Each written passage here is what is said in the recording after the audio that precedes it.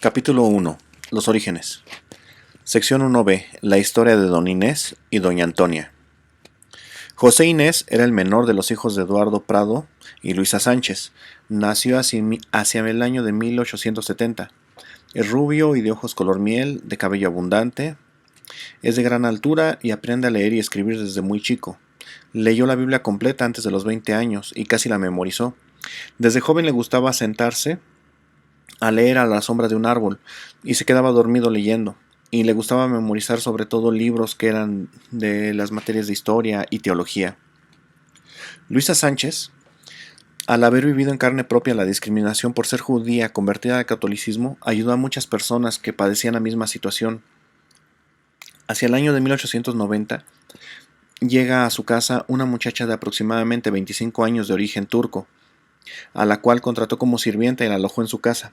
Esa chica se llamaba Antonia Escalera Mendoza.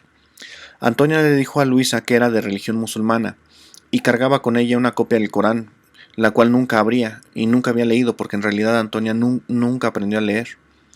Aunque al poco tiempo se convirtió al catolicismo, lo hizo muy a su manera. Antonia era de piel morena clara, pelo negro largo y abundante, ojos grises y grandes, pestañas grandes, y al ser de origen turco tenía unas ojeras todo el tiempo debajo de sus ojos. Era muy hermosa y alta para la época.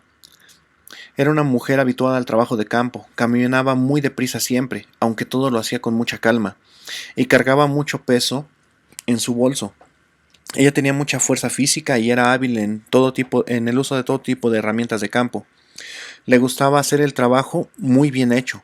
Por ejemplo, los frijoles los llegaba a limpiar hasta 3 veces para asegurarse que no tuviera ninguna sola piedra.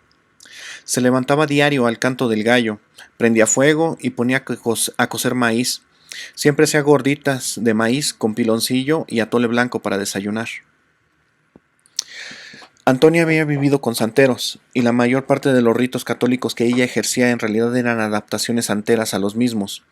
Y, por ejemplo, cuando caía un rayo para protección, ella decía: Santa Bárbara doncella, que en el cielo te hiciste esa estrella, líbranos de rayos y centellas. Otro ejemplo es cuando limpiaba el frijol para hacer que soplara el viento y se llevara las cascarillas de las vainas. Ella decía: Barbas de oro, llévate estas basuras de frijol y no lloro.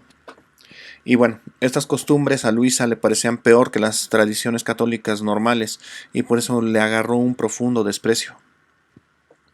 Una costumbre difundida entre los judíos es hacer una clara distinción en los que son creyentes del judaísmo y los que no lo son. Cuando se habla con propiedad, a los que no son creyentes se les llama gentiles, pero cuando se les habla con desprecio se les llama perros. Antonia era muy trabajadora, pero muy lenta en todo lo que hacía, y eso lo desesperaba mucho a Luisa, y por eso empezó a llamarle perra, con lo cual esta Antonia rompía en llanto. Cuando Inés leyó el libro de Reyes, decidió hacer lo mismo que el rey David, y no tomó ninguna decisión importante a lo largo de su vida después de eso, sin consultarla primero con Dios. Cuando Inés cumplió los 25 años, ya lo presionaban para que se casara, pero él aún no recibió las respuestas de cuál sería la mujer indicada para casarse, la cual le tardó en llegar 5 años en un sueño. Hacia el año de 1900, Inés recibió la respuesta que la mujer indicada era Antonia. Esta unión es muy mal vista por Luisa y los hermanos de Inés, pues Antonia siempre fue vista como una sirvienta, sumado a que las costumbres que ella tenía chocaban mucho con las tradiciones judías. Además, ellos se consideraban gachupines, es decir, españoles de raza pura. Y aunque no lo desheredaron del todo por lo que hizo, sí le dieron las peores tierras que tenían como herencia, y estas fueron las que estaban más arriba en el cerro, literalmente y colindando con el monte, y estas no tenían ningún pozo. Estas tierras hoy se localizan en una localidad llamada hoy Los Fresnos. Inés, al igual que su padre y su abuelo, también era muy bendecido y se hace juez del pueblo de los Barcos, cargo que ocupó durante poco tiempo debido a que su fe le hacía chocar con algunas costumbres, y sobre todo que la fe era perseguida en aquellos tiempos por el gobierno. Inés, siendo muy hábil para los negocios, se logra comprar varias hectáreas de tierra, aproximadamente 100 en total. Era una época en la que la tierra y la comida valían poco y la tecnología valía mucho, Por ello Inés compró las tierras que valían poco, porque él sabía que iban a aumentar su precio. Con el correr de los años, la hermosa figura de Inés fue decayendo. Se quedó calvo desde la coronilla hasta la frente. Se deja la barba hasta el hombro y su pelo se volvió blanco aproximadamente desde los 40 años. Antonia no sabía ni leer ni escribir.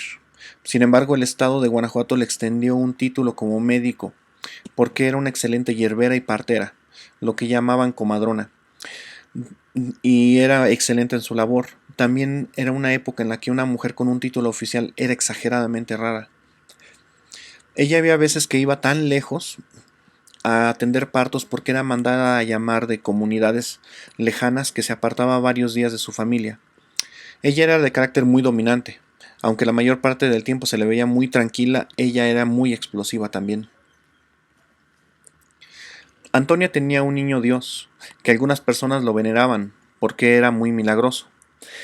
Antonia le compraba, cada vez que podía, huaraches y ropa, porque estos se le desgastaban como si caminara entre piedras y arbustos. Algunas personas llegaron a ver caminar ese niño Dios durante las noches. Y bueno, los hijos de Inés y Antonia son los siguientes: Brígida, que nació hacia el año de 1905, Juana, que nació hacia el año de 1912, Nicanor, 1920, Silverio, 1925, Pedro, Nicolasa, Abundia, Cástulo, Tranquilino, Gregoria, Hilario, cuyas fechas son desconocidas, y Carmen, la más pequeña, que nació hacia el año de 1930. Todos los hijos de Antonia tienen conocimientos de herbolaria. Hablaban y leían un poco de hebreo por parte de Inés y hablaban un poco de turco por parte de Antonia. Y todas las hijas, además de estos, también son parteras y hierberas. Antonia se vuelve muy católica para ocultar sus orígenes turcos, ya que durante las guerras la intolerancia religiosa se volvió muy extrema. A muchos de los familiares de Antonia, por ser de apellido Escalera, los perseguían y los cazaban porque no iban a la misa a los pueblos de los barcos. Entre los ahorcados figuraron un hermano y un tío de Antonia. También llegan las noticias de que como los revolucionarios van matando a algunas poblaciones extranjeras, ella decide ocultarse. Entre las noticias que llegaban de las poblaciones que habían masacrado eran de chinos, japoneses, judíos, árabes, gitanos e incluso iraníes. Pero la mayor parte de los genocidios sucedieron en el norte del país. Inés peleaba mucho con Antonia, porque él no creía en las imágenes, y él quería que el niño Dios de Antonia fuera roto, porque él consideraba a locos a todos los que lo habían visto caminar y hacer milagros de esa imagen, y él decía: mi abuelo fue Isaac el judío, el gachupín, y no creía en Cristo hasta que lo vio él, que él es el rey y no hay nadie más, y no se compara con ninguna figura hecha por mano de hombre. Yo te robé porque pensé que al ser musulmana tendrías la misma mentalidad que yo, pero ya vi que no.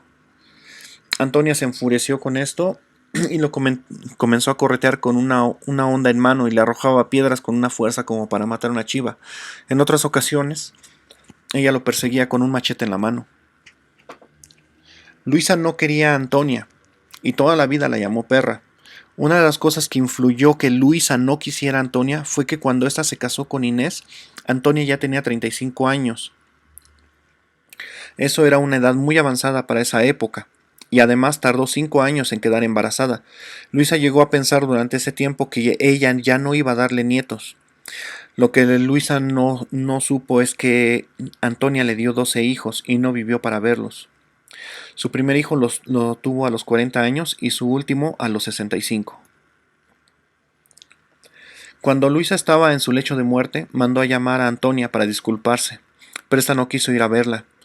Luisa esperaba en cama la muerte, pero esta tardó mucho en llegar porque no tenía la paz que necesitaba para partir por todas las cosas que le hizo Antonia. Desde entonces, en los prados, el insulto perra o perra queda completamente prohibido. En general, cualquier insulto, y sobre todo si es para familiares. Por eso, por ejemplo, para pedir alguna cosa de muy mal modo, se dicen frases así como orejón escucha o cabezón entiende. Inés nunca cuestionó el sueño en el que le decían que se tenía que casar con Antonia, pero sí quería saber por qué Dios había elegido a esa mujer, si ella era muy idólatra y peleaba mucho con su madre. Y como siempre, la respuesta de Dios tardó muchos años en llegar, pero llegó cuando estalló la revolución. Fin de la sección 1B.